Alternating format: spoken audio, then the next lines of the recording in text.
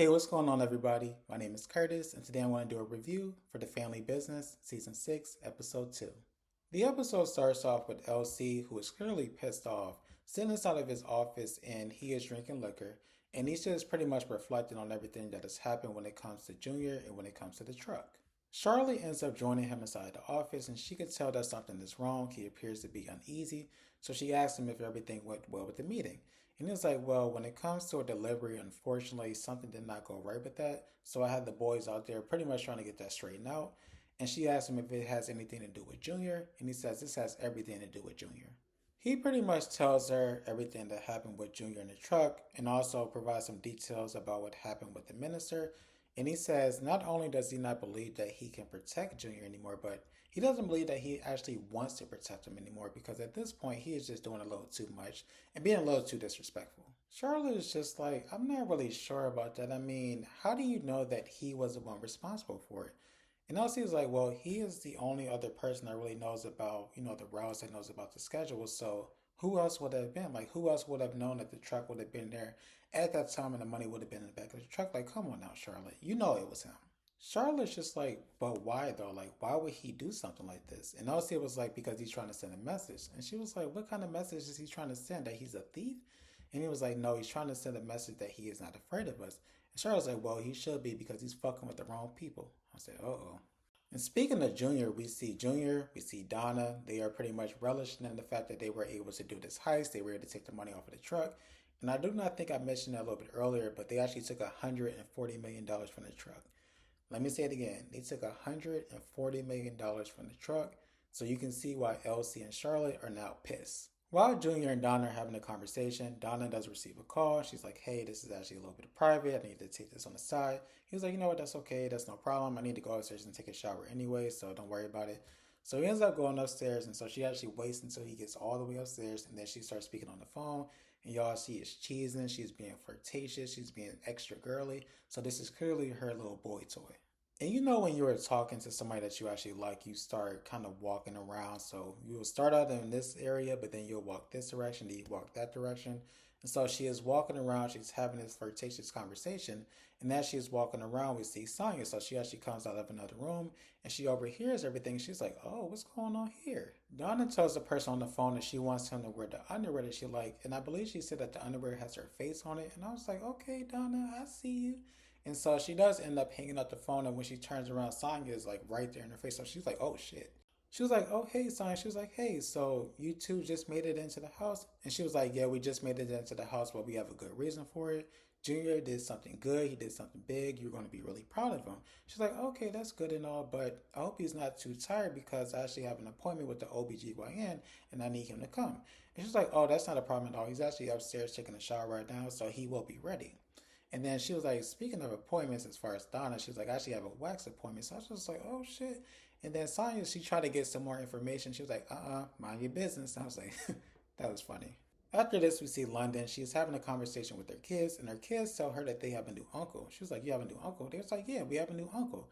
And so London does go downstairs, and she tries to extract the information from the adults, but they do not want to say anything. But Rio does eventually end up spilling the beans. He tells her that Charlotte actually had another baby, and so this guy Roman is actually their brother, so they are not twins, they are triplets. And of course, London's just like, what are you talking about? This is crazy, this is ridiculous. So she basically has the same reaction that Paris had. And so Roman does eventually end up coming into the room. And when it comes to London, she does recognize him because remember, he was with LoJack. Well, she was in the car and she saw him, and then LoJack got out of the car. So she recognizes him, and it becomes a little awkward. And then one of them was like, do you two know each other? Roman was like, actually, I do not know her. We never met. And so London should say, mm-hmm. In the next scene, Elsie, Charlotte, the sheriff, Consuela, Vegas, they are having a conversation about everything that has happened.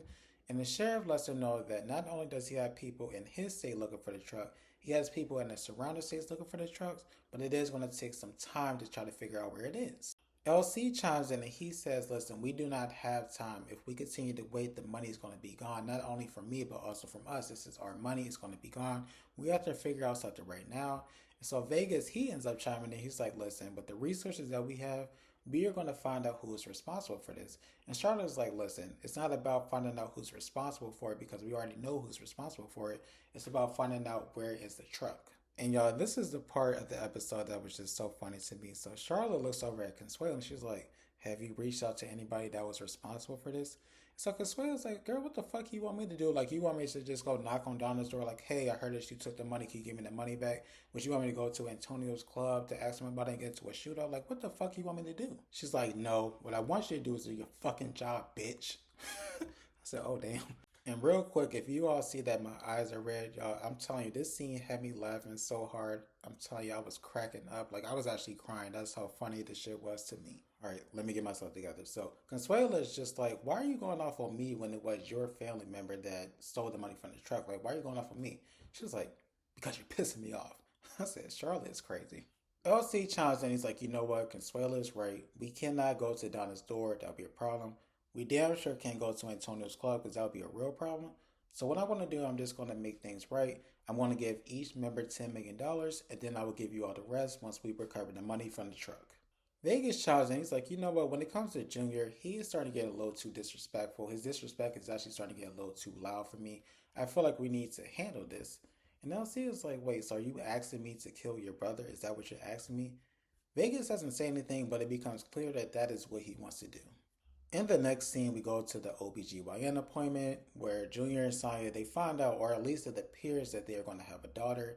And so Sonya, she loves it. She's like, this is great. This is wonderful. But Junior, he has this look like, oh, damn, I was actually hoping for a son, but I'm not going to say anything, but this is not really what I wanted to hear. While Sonya is celebrating the fact that she's going to have a daughter, or it appears as if she's going to have a daughter, Junior ends up getting a phone call, so he does step away for a minute. And it's actually Antonio. He's like, hey, you know, this isn't really a good time. Antonio's like, hey, I know that you're busy right now, but I just want to remind you that we need to get on the plane tonight. And he was like, oh, shit, I forgot about that, but no, that's okay. I will be there. Don't worry about it. There are three quick scenes after this, so you all know I do. I put them together just to make it easier to talk about. So in the first scene, we see Roman. He is trying to get in contact with an Uber, but apparently he doesn't have any minutes on his phone. And I was just like, minutes on his phone? They still sell phones that have minutes? He got like a track phone?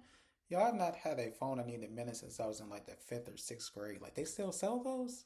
While he is trying to figure out his phone situation, London does walk over to him and she asks him why didn't he say anything about knowing her. And he says, well, technically speaking, I do not know you. Yes, I did see you with LoJack, but we never met, so I do not know you.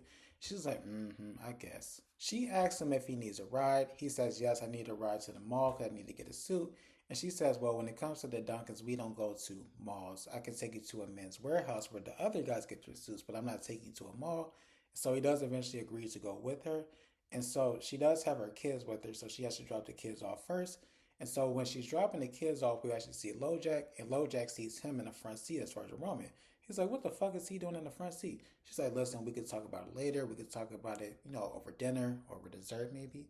And so LoJack, he's like, okay, fine, whatever. But you can tell that he is very irritated at the fact that he is in the front seat of London's car. In the second scene, Bobby, he announces his retirement from boxing. So he does have one more match coming up, but after that match, he is going to retire. And also, he does announce his engagement to Blac Chyna. And y'all, Blac Chyna looked good. She looked great. She looked really, really good. In the third scene, we see Roman. He made it to the men's warehouse and he's trying on suits. And he finds out that the suit that he has on is actually $1,000. And he's just like, oh, I don't really have that. Do you have anything cheaper? And the guy's like, unfortunately, this is actually on the low end, so I do not have anything cheaper. And Charlotte does end up coming in because London did tell Charlotte that she took him to the men's warehouse. And she's like, listen, don't worry about it. I will purchase the suit. I will purchase you some shoes. And so the two of them, they have another heart to heart. And for me, I'm just like, can we just get a DNA test done? I understand this is a TV show. They're going to be about 10 episodes, so we need to stretch this out. But I just want to get a DNA test because it's coming across a little awkward, a little bit weird because we don't really know if he is actually her son. After this, we see Brother Elijah. He's sitting outside on the bench. We also see Brother T. He's kind of in the distance, but he's keeping watch. Then we see a woman. She actually approaches Brother T, and it turns out to be the minister's daughter. So, of course, he allows her to go up to Brother Elijah. And so Elijah does see her. He's like, oh, hey, how are you doing? You know, I wish I could see you under better circumstances, but I am glad that you are here. He tells her that he, along with the Brotherhood, are going to make sure that they get revenge for what happened to her father. And she's like, you know what, that is great, that's wonderful, because I want revenge as well, but I want to talk to you about Brother T for a second. So, from my understanding, when you saw the minister, you saw Brother T. When you saw Brother T, you saw the minister. Yet the minister is dead, But Brother T, he's well, he's alive, he doesn't have a scratch on him. I need an explanation behind that. Brother Elijah tells her that the minister actually sent Brother T away to go investigate Junior's crew. And she was like, Junior? He was like, yes, Junior Duncan. And she was like, Duncan, wait, you mean like LC Duncan? And he was like, yes. And she was like, wait a minute, I thought that the Duncans and the minister had a great relationship. And he was like, they do, but when it comes to Junior, he actually acted alone. So this doesn't have anything to do with LC. This is strictly on Junior. She was like, Junior. Okay, well, let me tell you this. When it comes to Junior, you all need to take care of this, or I will. And I'm going to be honest with you all. I firmly believe 1,000% if they do not take care of this, she is definitely going to try her best to do something to Junior. And I'm just like, Junior, you got a lot going on, man. These people are about to be on your ass, boy. All right, y'all. So the episode ended with 5 quick scenes. And so something that I'm noticing about this show is that there are like these nice, long, super detailed, involved scenes. And then they just throw in all of these quick scenes. So I'm just going to put them together like I did the last time, okay? In the first scene, Nevada, Roman, Orlando's son, they were playing a video game. And Orlando's son, he ends up getting a little too excited. And so Orlando, he rushes in. He's like, what are you all doing? And they're like, we're just playing a video game. He's like, you all know his condition. Like, he cannot get too excited. And of course, the son is like, I won a game. He's like, yeah, you won a game. You're the champ, of course. But he rushes him out because he's just like, come on now, what are y'all doing? You all know what's going on with him. Why would you do that? In the second scene, we see that there is a woman. She is parked outside of the gate. Orlando's not really sure about her, so he sends security out to see what's going on. And so as security is getting ready to question her, Roman actually walks up like, hey, everything is good, everything is fine, I know her. And so Roman, he does get into the car with the woman, and the woman starts inquiring about the house, like, damn, this is a nice house, this and that. And Roman's just like, look, I just asked you to take me to the funeral. Like, stop asking all of these questions. So eventually the lady's like, you know what? I do apologize. I'm sorry. I will take you to the funeral. In the third scene, Orlando, he's at the hospital with his son. He's actually talking to his mother on the phone. She's like, how's everything going? And he says, well, he's actually going to have to stay overnight. She's like, damn, that sucks. And he says that he actually wants to get in contact with his child's mother because he feels like she needs to be there. Charlotte's like, I don't really feel like that's a good idea right now because remember, she has a bounty on her head and it's actually been increased to $500,000. So that may not be the best bet right now. In the fourth scene, we are at Margaret's funeral. And of course, Roman, he is very emotional to the point that he actually gets up and says, you know what, I can't do this.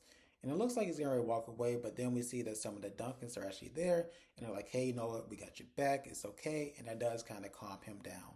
While they're at the funeral, this woman named Kendra walks up to Vegas because Vegas was one of the people that went to support Roman. And she says, hey, you may not remember me, but we actually went to high school together. We had algebra together. He says, I do not really remember you. And she says, look, I'm just going to get to the point. I'm looking at your hand. I do not see a ring on your finger. I want to assume that you are not in a relationship. So I cannot leave here without giving you my phone number. And I was just like, I do appreciate the approach. But I'm just like, this seems a little suspicious. Don't you think? Like, this woman just randomly walks up to you, tells you that she remembers you from high school, and then says, I do not see a ring on your finger, and all of a sudden she's trying to get with you? You don't think that's weird? But Don's like, well, Vegas is probably thinking like, well, this is an easy lick. I could just fuck real quick. He's not really thinking this all the way through. But I'm just like, it's a little suspicious. It's also important to note that in this scene, Vegas gets a text message saying that they found a truck. So he's like, Paris, we need to go. We need to get this taken care of. The episode ends with Vegas and Paris going to the location where the truck is, and they get into a shootout. And I just want to say this really quickly for Junior. I need you to get some better shooters, and I also need you to get some better fighters, because why was Paris able to whoop one of the men's ass, take the gun, and also shoot him in the head and kill him? Like, what the fuck? Get some better shooters, bro. But when it comes to Paris and Vegas, they end up going to the truck. They end up opening the back of the truck, and when they open it, the truck is completely empty. And I was just like, damn, gotta be quicker than that. I want to thank you all for watching. Really do appreciate it. If you could, please like, comment, share, subscribe. That would be great. Hope you all have a great rest of your day. Bye.